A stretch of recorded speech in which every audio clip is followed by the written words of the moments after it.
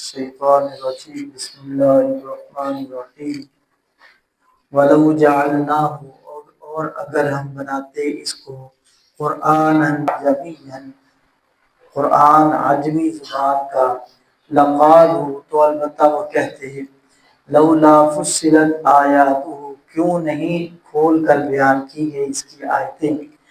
اعجمی و عربی کیا کتاب عجمی ہے اور رسول وہ مخاطب عربی ہے۔ اللہ رب العالمین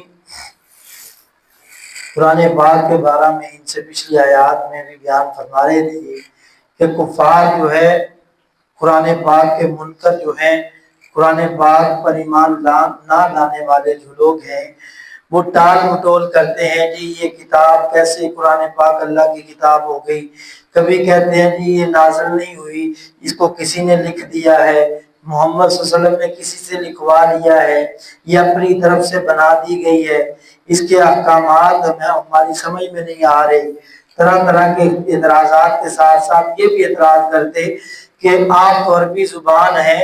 آپ تو جانتے ہیں ہم تو عربی والے ہیں، یہ قرآن اگر کتاب نازل ہونی ہوتی تو کسی عجمی زبان میں نازل ہوتی تاکہ دوسرے لوگوں کو بھی اس کی سمجھ آ جاتی۔ تو اللہ تعالیٰ نے فرمایا کہ اگر یہ قرآن عجمی زبان میں نازل ہو جاتی تو یہ جب کہ عربی کو ماننے والے اپنی زبان کو سب سے افضل زبان ماننے والے، اس کے باوجود قرآن کی جو عربی کو اس پر اعتراض کر رہے ہیں، اگر یہ عجمی زبان والی ہوتی تو پھر تو ان کا اعتراض بھی ہونا واضح تھا کہ بھئی ہم تو عربی ہیں، آپ بھی عربی ہیں، تو قرآن عجمی زبان میں، قرآن دوسری زبان میں کیوں اترا ہے؟ تو اس طرح کی باتیں وہ بطور اعتراض کے کیا کرتے۔ تو اللہ تعالیٰ نے فرمایا کہ ان کے اعتراض تو رہنے ہی تھے، جیسا بھی آپ کر لیں، انہوں نے کوئی نہ کوئی جس نے بات نہ مانی ہو اس نے اعتراض کر ہی دینا ہوتا ہے، اس کے پاس کوئی نہ بھی دلیل ہو اس کے باوجود وہ جو ہے اپنا اعتراض من گڑت ہی بنا لیتا ہے۔ فرمایا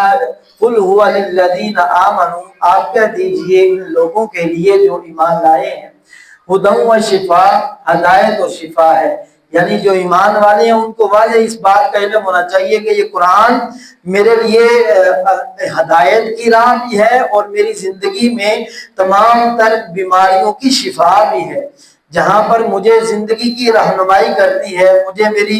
آخرت کی درستگی کے لیے کتاب رہنمائی کرتی ہے، میری زندگی کے معاملات کو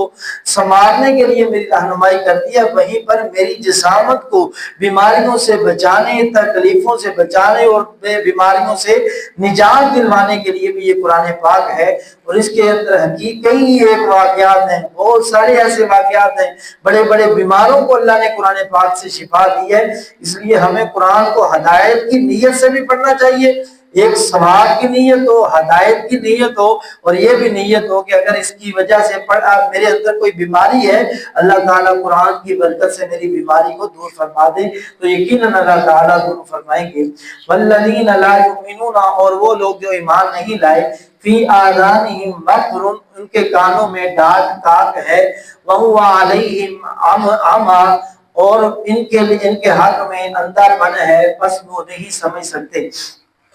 اللہ رب العالمین نے جو نہ ماننے والے ان کے لیے واضح فرما دیا کہ ان کے کانوں میں ایسی ہے جیسے ڈاٹ ہوتی ہے، یعنی وہ بات باوجود قرآن پاک کو سننے کے سمجھ نہیں سکتے، اس پر عمل نہیں کر سکتے۔ اللہ رب العالمین نے انہوں نے قرآن سے کیا دور ہونا ہے، اللہ نے ان کو قرآن سے دور کر دیا ہے، یا اپنی ترکیبوں سے قرآن کو ماننے والوں کو روکنا چاہتے ہیں۔ قرآن تو حجت ہے، قرآن تو واضح ہے، اس کا کوئی انکار کر ہی نہیں سکتا، اس سے کوئی بھاگ ہی نہیں سکتا، البتہ جو نہیں مانے گا اللہ تعالیٰ اسے قرآن سے دور کر دیں گے۔ اولئک ینادون یہ لوگ ہیں گویا پکارے جاتے ہیں، مکان بعید بہت دور کی جگہ سے، یعنی یہ دور سے پکارے جاتے ہیں، ان کو جیسے دور سے پکارنے والے کی صدا کی سمجھ نہیں آتی، ان کی حالت ایسے ہی ہے کہ جیسے قرآن بڑی دور سے پکارا جا رہا ہے اور ان کو کوئی سمجھ نہیں آ رہی۔ تو اللہ تعالیٰ ہمیں قرآن کا شغف نصیب فرمائے، قرآن کی محبت نصیب فرمائے، اور اس کو پڑھنا اور اس پر عمل کرنے کی اللہ تعالیٰ توفیق عطا فرمائے۔